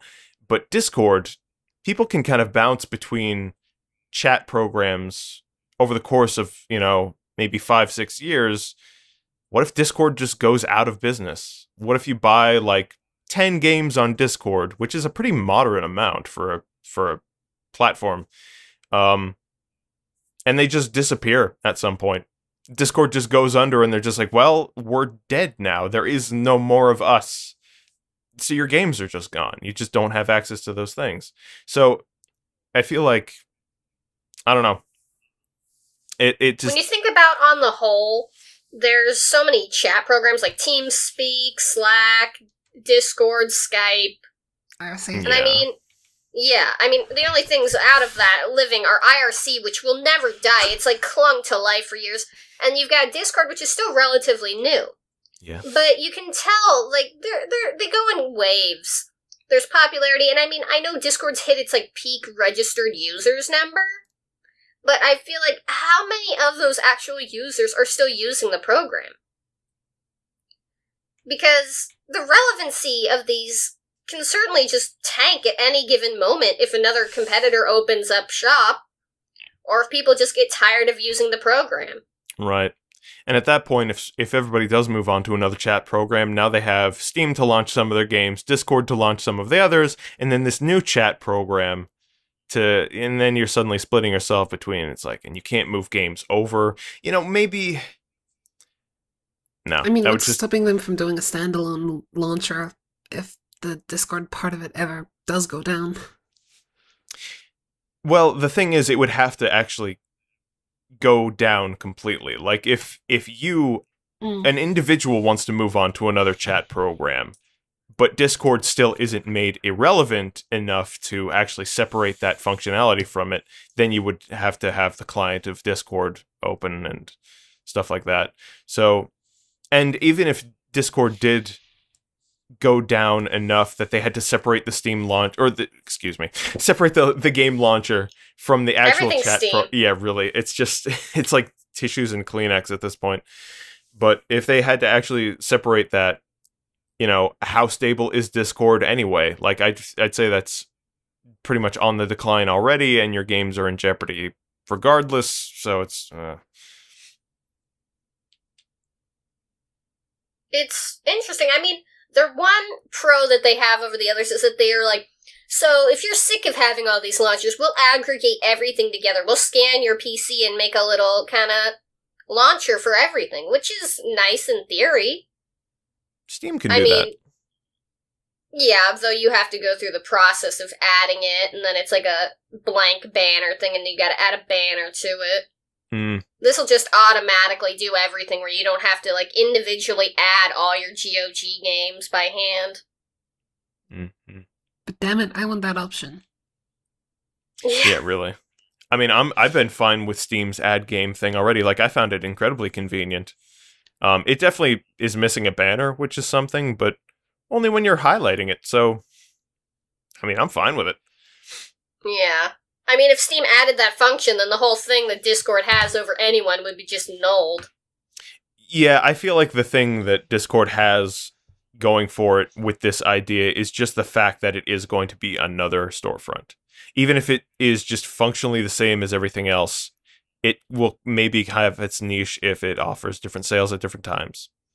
Like, I feel like that is something on its own. I mean, a lot of people are upset just to have another launcher to deal with. Yeah. Well... But at this point in time, everyone's still using Discord for the most part. So it's not like you're going out of your way like you would with Uplay, which most people will never have Uplay to start out with. Well, like you don't play. Oh, damn. It had to be said again. Shots fired. Pew, pew, pew. Yeah. I mean, on the topic of that, I have some games on Twitch through the Amazon Prime rewards thing. Like I had Battleship Yeah. Brigade through Twitch, and I tried to add that to Steam's launcher, and it just couldn't add, actually, because it's just locked behind Twitch's launcher. So it's already kind of a problem with other launchers where it just gets locked in, and people don't exactly like to use it. It's cumbersome, and, you know. So, I've got like 30 games on there, and I've not touched one. I just keep collecting them. Exactly. It's hard to, you know, because at that point, it's like getting out a dusty console to play a game, you know? It's like, if you've got Super Mario World on your 3DS, you can just easily be like, I want to play this game. Boop, there it is.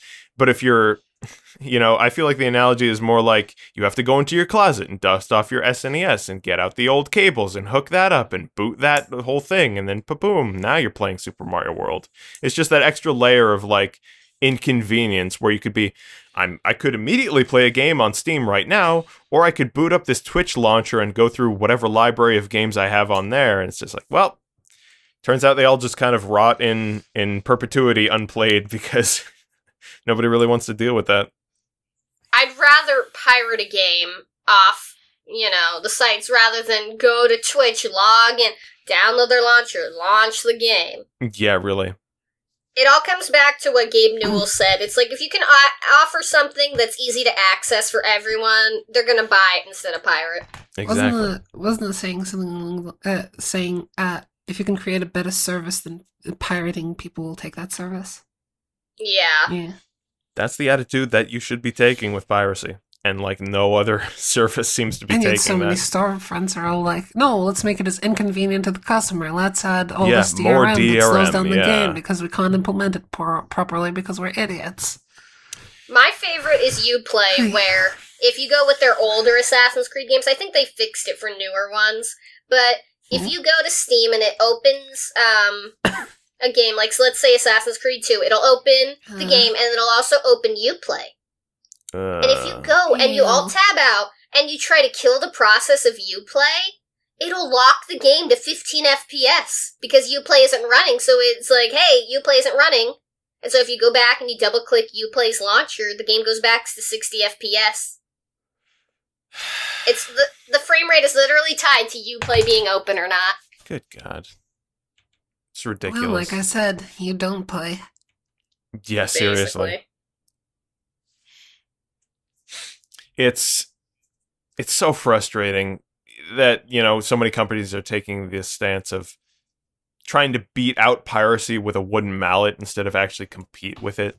Steam's got the right idea, obviously. They're highly successful, too, or Valve is highly successful with their Steam program.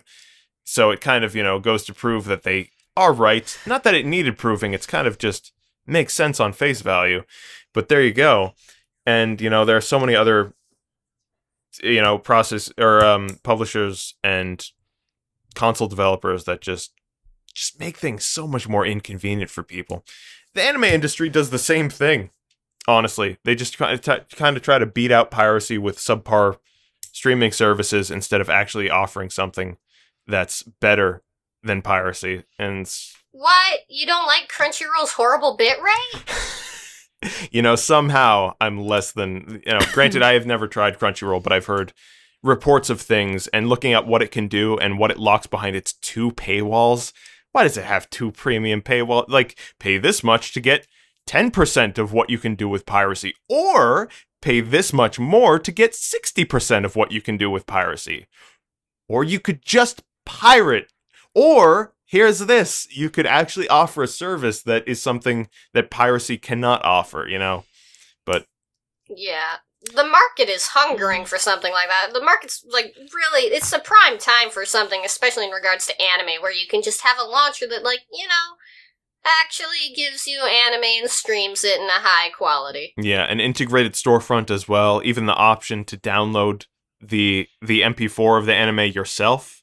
Like, it's going to be available for download regardless. Like, might as well start trying to compete with piracy instead of trying to lock things out, but yeah. Amusingly, Steam offers some anime that you can just buy straight up through their storefront. Steam is amazing. Steam is pretty great. Shame I have so few games on there. I know, you really need to bolster up that library. It's getting embarrassing at this point. I mean, I really need to get you some things. You're going to freeze to death with that thin layer of games around you. It's really sad. Yeah, only 1,000? Come on. Yeah, only 1,500. It's barely anything. But you know what you should buy on Steam? Hat in Time. Hat in Time. Yeah! Hat in Time! Hat in Hat in Time. Time's getting DLC and multiplayer features. I like Hat in Time. Does anyone else like Hat in Time?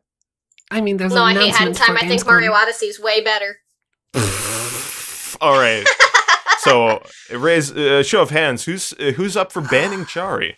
But yeah, I'm sorry, my excitement kind of plowed over Luna. Basically, what happened is, the Hat in Time Twitter tweeted out, they're like, hey, we have a special announcement for Hat in Time, and it's gonna be releasing, whatever it is, it's gonna be out on the first day of Gamescom, and it's gonna be something seemingly major, because why would they tease it? Yeah, they do have something going on there. I don't know what it could be. I mean, we knew that it was getting DLC and a multiplayer feature. But, yeah. You know, which is kind of big on its own, but the fact that they're now teasing things means that there's going to be more. Like, you don't send out a teaser and then reveal the same thing you had revealed before, only with a release. So, what else could be going on? Is there like a... Like, I don't even know how to speculate on it, because it's already got such robust mod support. We were already getting a multiplayer feature. Is it like a mass online multiplayer feature where you can get together with like 8 people in a hub and complete... Are they releasing... Oh, wow. What if they're releasing like a slew of multiplayer-focused, you know, maps, like time rifts that are kind of in the same same vein as the user mods, but put out by the developers themselves, that are just geared towards multiplayer, and it's just like a whole extra half a game, just totally geared when maybe there's a campaign to go along with it. Yeah, those are the only things I can kind of think of. It's either a single-player DLC on top of the one that's already coming out, which doesn't seem like it's so amazingly special of an announcement, or it's like a level pack for the multiplayer thing. Or, I mean, this one's a bit of a stretch because they said it's never coming to the Switch, but maybe it's like a surprise Switch port. You never know, because I feel like it would work perfectly on the Switch. Especially with the way that indies are just doing so red hot, like Dead Cells and stuff. The second they hit the Switch, people freak out. Yeah, that's the thing. See, I was going to say it would be perfect on the Switch, but the thing is, on the PC, it's got unlocked frame rate, and I can get like upwards of 200 FPS on that game, and it's just so good. Oh, it feels so great. The thing is, if it were to do as well on the Switch, I feel like it would have to be just a flawless 60 for me to really get the same kind of experience out of it. And looking at it'll be 30. Exactly. Yeah, looking at other indies that are coming to the Switch, like Dead Cells, that average around 40 to 50 FPS, and they're just 2D games, then if Hat in Time comes to the Switch, it's really a pipe dream it'll actually be a flawless 60. So on that sense... At the same time, you've got all these people, maybe they don't have it on the other consoles, or maybe they're just Switch-only gamers who are really looking forward to it, so I think it still has a market even if it's at that undesirable 30 FPS. Maybe. I would definitely personally prefer they put the resources into developing things further for the PC, rather than put out a Switch version that's that neutered. But yeah. And of course there's the lack of mod support for the Switch as well. Like, how exactly would you be developing like levels Skyrim. through There's the community no hub? mods. Yeah, it's just... I don't know, it feels like such a neutered experience of Hat in Time. Granted, I'm not trying to say the base game isn't fabulous, because it is. But the thing is, you know, I'd rather they take all those resources that could go to a Switch port and just beef up their PC port, which is honestly what I'm expecting. I mean, either way, it seems like more Hat in Time, which you can't really disagree with. Yeah. And I think Hat in Time itself has wormed its way into every podcast episode, just like Pachinko has. It genuinely has, actually. I mean, it's just because we can't shut up about it, because it's so good. It's just so good. It's like what Mario Odyssey should have been. It seriously should. Yeah, exactly. It really is exactly that. Oh, it's so good. Takes all the great parts about Super Mario Sunshine with the controls and the unique level design, and then strips away all the bad stuff, and then adds cute writing, and then just like pretty worlds, and it got snappy humor, like the like reminiscent of Thousand Year Door, and wacky situations. It's just fun times. So last on the docket for topics today, we've got Cybergadget will be making a new Switch controller, one that's going to have gyro support, and also it's going to have customizable macros. It'll kind of be like the Xbox Elite controller in the vein that it has two little back buttons on the grips, as well as two little Switch-looking things that you can kind of flick on the base of the back of the controller. Yeah. So this looks like a really cool thing, because I'm all for more interactivity on the controller, the back of the controller. I'm still praying for a nub to control the camera, like a right stick on the back of the right controller piece. But, nobody's really doing that. But whatever, that's what I'd like. But I'm all for these extra buttons being there, because got 4 fingers pretty much doing nothing, or rather 3. The thing is with these, gameplay-wise, it's holding up the thing that's allowing you to play the game, but they're not actually playing the game, you know what I mean? Yeah. But yeah, so the first paddles on the inside of the grip look like they'd be relatively easy to push. They look like they might be in between the ring finger and middle finger, which I guess would allow you to use either. I don't know, it's kind of hard to imagine my hands around it. Maybe the ring finger would be on that. But then towards the inside of the controller, there are like 2 switch... I mean, I would have to put up a picture of this during the podcast because it's kind of hard to describe. It looks like 2 toggles, but they must not be. They must be buttons that you press that will bounce back up on their own. But they're like way toward the inside of the controller where it's hard to reach. So you'll have to... I just imagine myself in the middle of gameplay having to take my hand and kind of wrap it more around the back of the controller and just kind of reach and fiddle with my other fingers to try and reach that thing. And it just looks unwieldy. They could have just lined up buttons in a row on the actual handle itself, I feel. Just two buttons, 2 sets of buttons on either side. It would have been great, but... Or they could have just mimicked the Xbox Elite controller, which nailed it perfectly. I have not used an Elite controller. But Luna, you have? I really love the Elite controller as paddles, but I still think they could have done a little better, especially with those little plastic nubs that you're poking with that little metallic bit. Not a big fan of that.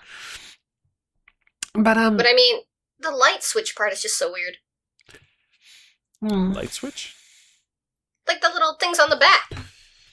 On the Switch one. Oh, I see what oh, yeah, they do look like light switches, I guess. I can sort of imagine putting my middle finger on both of those little things and then sort of pressing it with, like, one of my joints and then pressing the middle fingers with, like, the tip. I'm not sure how comfortable that will be necessarily. Oh, I see. Really, the thing that really bothers me about the controller itself is, like, the look of the buttons and the way they're sort of shaped. The controller itself, like, the way they've made it, just... It screams shoddy workmanship to me rather than premium controllers. It is interesting to note these will come in both wireless and wired, so... That's the thing. Yeah. Is it me or are there not that many wireless third-party Switch controllers? There really aren't. And there are even less with gyro, which makes sense. But, I mean, with all these third-party controllers, whenever I look at them, I think, oh, that looks like it might be comfortable. It might feel nice. I could use another controller. And it's like, no wireless, no gyro. I'm just like, well, what am I buying at this point? Like, what Switch games can I really... There's this one device you can put an Xbox One Elite controller that adds like a gyro and also makes it connect to the Switch, but have you guys seen that one at all? No. Have you seen that? Yeah, well, it's out there. It's pretty cool looking, at least. I haven't actually tried it. I dig it. Now, amusingly, Nintendo Life is billing this as the first controller you can use on the Switch with that's third-party with gyro support. Even though both the Game Devil and the 8-Bit Dough both have gyro. I The mean, 8-Bit maybe Dough it's has- Nintendo sponsored. The SNES lookalike, the one with analogs. That 8-Bit Dough. Yeah. 8-Bit Dough. That one actually does have gyro? That's interesting. Supposedly, I think. But yeah, it's an interesting thing. It's going to be launching, for now it's Japan only, but I feel like it's something that would have marketing in America because people just are looking for better third-party Switch controllers, whether they're actually on par with other companies is questionable, but there's not much of an option for people. Well, at least we'll have the opportunity to have people test the waters by importing it, because it's a controller. It's probably not region locked, so people can import it from Japan and test it on the Switch, and we'll start getting reviews and videos detailing, you know, what's going on with the controller, how comfortable it feels, and then long-term feedback like what starts to break, if anything, before it even hits the market here. So in that sense, it's kind of works out. Right. So, what games have you guys been playing besides the aforementioned Monster Hunter World? Is there anything that's been kind of jumping out at you? What? Something other than Monster Hunter World? I mean, then again, I'm the only one here who can actually stably play it, so... Yeah. Really. I mean, as far as I go, yeah, it's been mostly Monster Hunter World troubleshooting and sometimes playing. Otherwise, not a whole lot. Outside of Monster Hunter World, I've been playing Yakuza 0, which recently got ported to the PC. Right. And How are you finding it? I think the port's actually really good. I know a lot of people have been complaining about it, and sometimes there's really odd judders occasionally, but it runs at an unlocked frame rate. It runs really smooth at 2K. It's just really nice port, and regardless of the Denuvo / Sega's horrible at PC porting, I think they did a great job with it. And every time I go back to it after playing Monster Hunter World, I just appreciate it more. Yeah, really. I mean, I saw a Digital Foundry analysis on the game's performance, and it seemed to be pretty well done, honestly. It seemed to be well optimized for the most part. Unlocked frame rate is always fantastic. It seemed to have good options to it. They did point out some glitches with the level of detail on models, but apparently there's a mod to fix that already. So there's a certain level of detail on models that you get only when you go into first-person view, and when you go out of it, the level of detail goes down, and it's actually, when you take a look at it, it's pretty noticeable. But apparently there's a mod that fixes that already out. So, and just gives you the high level of detail on all the models baseline. And it doesn't have that much impact on performance either. So, honestly, it looks pretty nice, and I'm not sure why people, like, I'm not sure what points people are making when they're saying it's not such a great port. Like, do you know? Does it break? Sega actually put out a patch that did break the game for a lot of people, but they quickly revoked it. Oh. But people were complaining before that patch, which is confusing because I have not had a single issue really with it. It could just be the general complaints of DRM kills performance. Boo. Oh, yeah. Denuvo does have quite the backlash to it. In fact, looking at the Monster Hunter boards, people are all too ready to get on Denuvo's chutzpah for pretty much anything that goes wrong with the game. And I don't know if it's justified or not. I really couldn't say, but Denuvo... Well, it depends on the game, honestly, with Denuvo. Because Yeah. some implementations have been really, really bad. Yeah, like Rhyme. Well, that Like, was on what's that purpose, old game, so... Arkham City? Well, Arkham Knight? supposedly. Arkham Knight. Right. Oh yeah, Arkham Knight, yikes. Basically, you want it as a means to check if the game's actually legit, and you don't want it to constantly be like, oh, well, is it actually legit? Let me just check this again, and oh, well, it's still legit. Let me just check once more, and oh, yeah, it's still legit. Well, what if it's not legit in this instance? Meanwhile, your Nope, still CPU is legit. crying. Yeah. Yes. That is a problem. So by the time that our hype has worn off for Monster Hunter World, or we've just thrown our computers in the trash because the port just keeps getting worse and worse, we've got other games to look forward to in the future. Some of the things launching imminently are going to be Guacamelee 2, which is PC and PS4 for now. Nice. There's Dragon Age 11 as well, finally coming west. Dragon Quest. I'm sorry, Dragon Quest. Dragon Quest. I'm Yeah, like, I don't know how where I did got that they from. make 11 Dragon Age? Curse you, BioWare. I'm sorry, I had terrible games on my mind. Maybe it's like Fallout after 76. I typed They out... just jumped to Dragon Age 11.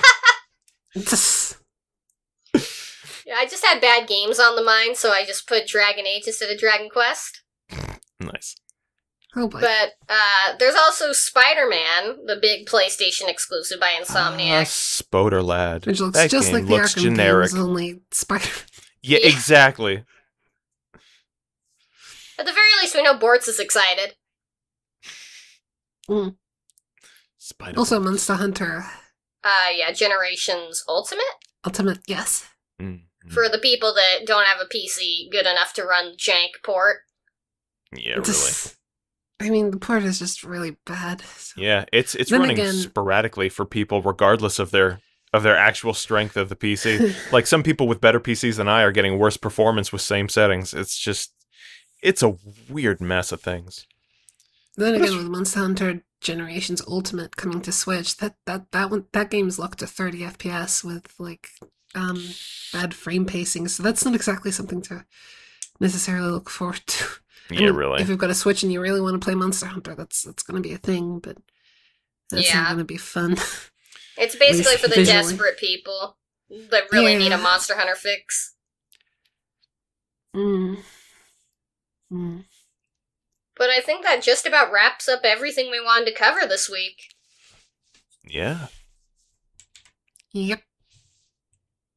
So we hope you once again enjoyed this episode and all our crazy commentary, screw-ups, and Shenanigans. puns. Yeah. Yeah, shenanigans. Our punishment. Yeah. So we'll have to cap this episode off as I go smash Luna's egg timer once more. No, it's mine. It will be protected. Never. Fine. Now I'm I'm probably sure just you'll going to enjoy- die from pun overload, so that'll be great. Look forward to Yeah. future podcasts without me. Thank More goodness. like puncasts. I've been Amazing. looking for a way to get rid of Meteor for weeks. Oh, now my feelings are dying. Good. Now I can kill you twice over. Oh, amazing. This is working out for everybody. But we'll see you guys next time, and thank you once again for your support and tuning in. Yep. Thank you very much for watching. It's been fun. Thank you for listening. Since Right, Yeah. listening, because some people MP3 and also, yeah, so watch listening. Thank you for inserting us into your auditory receptacles. That's the Thank one. you for existing. Thank you. thank